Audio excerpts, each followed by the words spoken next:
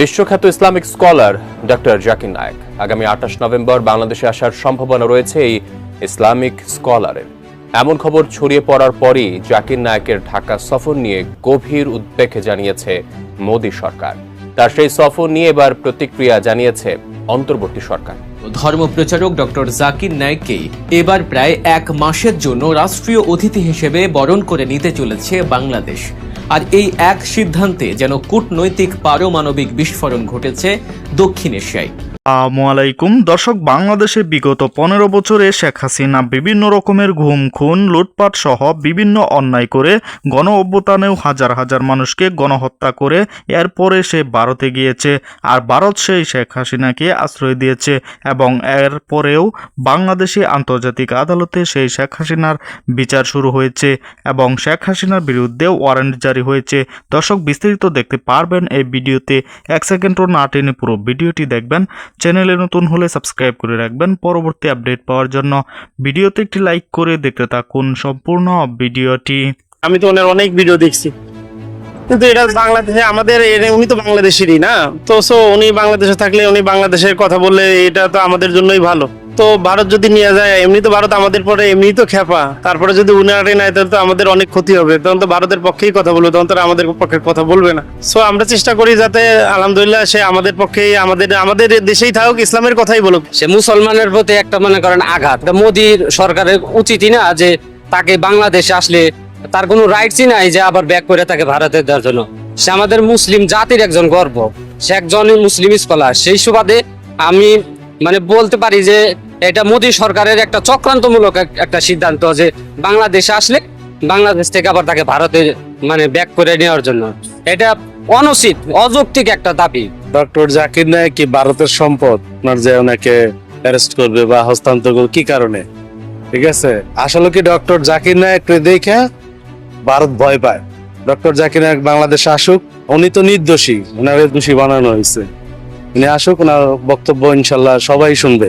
বিভিন্ন দেশে ইসলামিক কাজ করে ইসলামে দাওয়াত দেয়, তো এই সুবাদে একটা রাষ্ট্রে দাওয়াতের উদ্দেশ্যে সে আসছে। এখন কেন তাকে হস্তান্তর করা হবে? অবশ্যই ভারত থেকে তাকে নিষিদ্ধ করা হয়েছে। তিনি তো অন্য স্থানে আসছে, এখন আমি মনে করি হস্তান্তর না করা উচিত। লিগ্যাল প্রক্রিয়ার মাধ্যমে সে আসতেছে, সম্মানের সহিত আসবে এবং সম্মানের সহিত যাবে, আমি এটাই মনে করি। যেমন শেখ হাসিনা চলে গেছে, উনি তো আমাদের হাতে তুলে দিতে আসছে না ভারত সরকার। আমরা ওদের দেশের আসামি গিয়ে মিথ্যা মামলা দিয়ে তার বিরুদ্ধে করছে, ওটা জাকির নায়েককে আমরা কেন তাদের হাতে তুলে দেবো? এটাই আমাদের যৌক্তিক। উনি আসতেছে আমাদের বাংলাদেশে, এটা আমাদের আরো ভালো। ভারতের এটা দাবি সম্পূর্ণ অনুযুক্তিক এবং আমরা চাই জাকির নায়েক আসুক, রাষ্ট্রীয় সম্মান দেওয়া হোক। তার বাংলাদেশে আসাকে আমি অত্যন্ত গুরুত্বের সাথে দেখতেছি। আসতে পারে, সে দেশের সম্পর্কে কথা বলে, ইসলাম সম্পর্কে কথা বলবে, ভালো কথা বলবে। সে তো আর কোনো দলীয় ভাবে কোনো সরকারি ভাবে কোনো কথা বলবে না।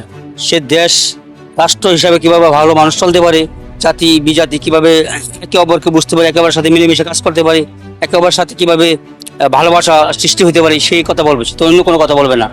জাকির নায়েক একজন ভালো মানুষ, ওনার যে কথাবার্তা আমার কাছে খুব ভালো, ইসলামিক কথাবার্তা বলে।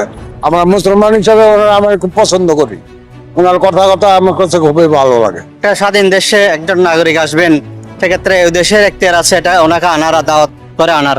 সেক্ষেত্রে অন্য দেশ থেকে ওনাকে কিছু বলতে পারে না। তো আমরা একটা নিন্দা জানাই।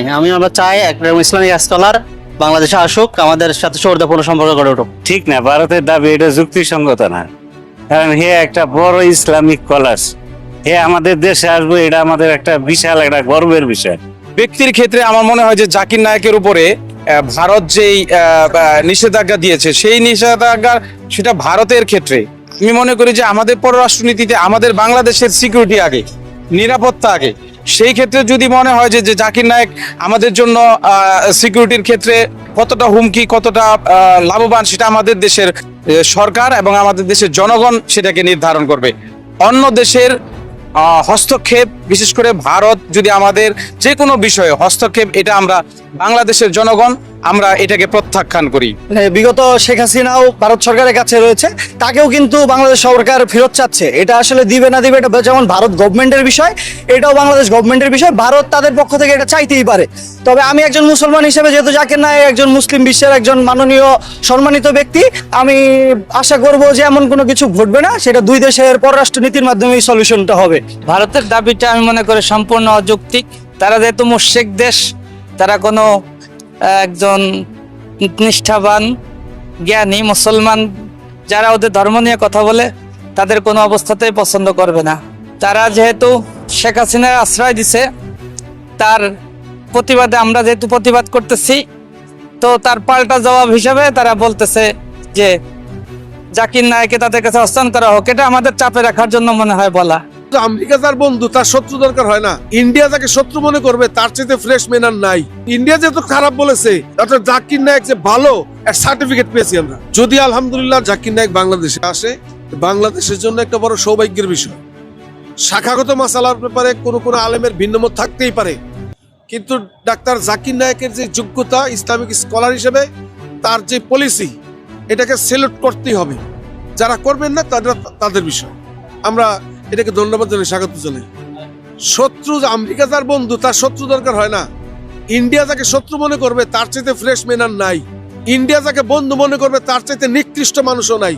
এই বাংলাদেশের 24-এ গণহত্যাকারে 2000 লোককে হত্যা করারকারী যে ব্যক্তি শেখ হাসিনাকে তারা আশ্রয় দিয়েছে, তাহলে ওর চাইতে খারাপ লোক আর কি হতে পারে? অতএব ইন্ডিয়া যেহেতু খারাপ বলেছে, ডক্টর জাকির নায়েক যে ভালো এর সার্টিফিকেট পেয়েছি আমরা। আসসালামু আলাইকুম রহমতুল্লাহ। আমি অধ্যক্ষ ডক্টর মোহাম্মদ গোলাম কিবরিয়া, বাংলাদেশ মুসলিম রাষ্ট্রের নিকারিস্টা কল্যাণ সমিতির প্রেসিডেন্ট। আজকে আয়োজনটা হচ্ছে মূলত আমাদের তামিরুল মিলাত ঐতিহ্যবাহী মাদ্রাসা প্রাক্তন ছাত্রদের একটা মিলন মেলা। এটা মানে এখানে আমাদের ছাত্র ভাইদেরকে পেয়ে আমরা যেন আপন হারানো ভাইগুলোকে ফিরে পেয়েছি, এরকম একটা আনন্দ ঘন পরিবেশ। আপনি দেখবেন এক একজন ছাত্র, এক একজন স্কলার যে যেখানে আছে, এই তামিরুল মিলাতের প্রতিটা ছাত্র তাদের অবস্থানটাকে সুদৃঢ় করে রেখেছে। আপনি দেখেন ডাকসু, রাকসু, জাকসু, চাকসু সবগুলোতে নির্বাচিত হয়েছেন যারা, সব তামিরুল মিলাতের ছাত্র অধিকাংশ। তো এমনিভাবে আপনার ঢাকা বিশ্ববিদ্যালয়ে আমাদের টিচার আছে প্রায় 70 জনের উপরে তামিরুল মিলাতের ছাত্র, বিভিন্ন জায়গায় আছে। এই অনুষ্ঠানটা করতে পেরে আমরা মহান রব্বুল আলমীর কাছে শুকরিয়া জ্ঞাপন করছি। না, এটি আমাদের প্রথম উদ্যোগও নেওয়া হয়নি, এটা নতুন উদ্যোগ নিয়ে করা হয়েছে।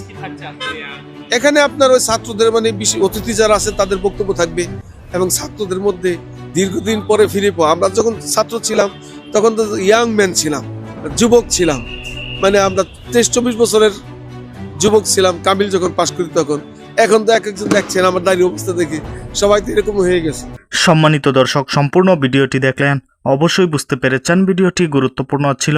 দর্শক, এই ভিডিওতে যে তথ্যগুলো পেয়েছেন এ বিষয়ে আপনাদের মূল্যবান মতামত অবশ্যই কমেন্টে জানাবেন, এবং পরবর্তী আপডেট ভিডিওগুলো সবার আগে পেতে চ্যানেলটিকে এখনই সাবস্ক্রাইব করে রাখুন। এই মুহূর্তে বিদায় নিচ্ছি, দেখা হবে পরবর্তী কোনো ভিডিওতে। সে পর্যন্ত ভালো থাকুন, সুস্থ থাকুন। আসসালামু আলাইকুম।